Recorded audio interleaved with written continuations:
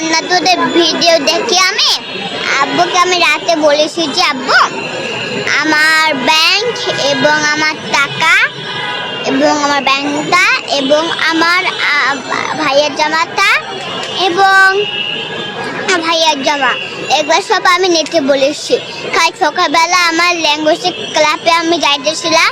language ক্লাবে যাওয়ার সময় আমি যখন আমার ল্যাঙ্গুয়েজ ক্লাবটা শেষ হয়ে গেল, যখন আমি এখানে আসলাম, এখানে